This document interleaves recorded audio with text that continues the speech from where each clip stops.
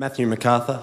I'd like to ask the against team how they know, pardon me, how they know which parts of Christianity are beneficial for people and which parts are harmful. So, assuming you don't take Leviticus 20:13 to heart, how do you know to exclude that without some ethical model outside of Christianity?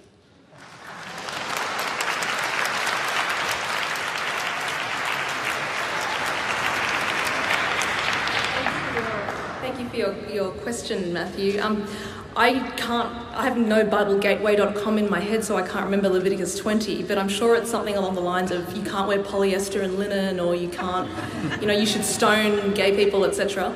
But what I will say is that the way that Christians, I suppose, have read the Bible is to read the Old Testament in light of the New Testament, right? So think of the image of a prism where light goes in on one side and comes out on the other.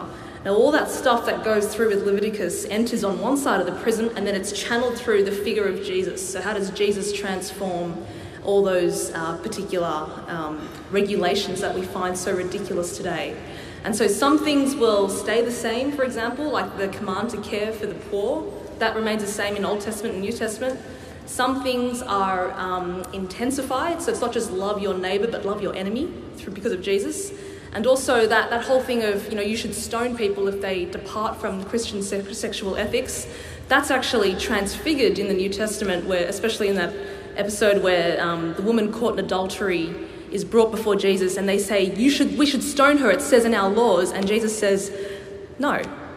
So he does maintain the sexual ethic that she did the wrong thing, but he says, but I'm not going to condemn you either. So I can appreciate, it's a really good question, how do you sort out good from new? But I would say you've always got to channel it through the figure of Jesus, and that will give us a good guide. Thank you.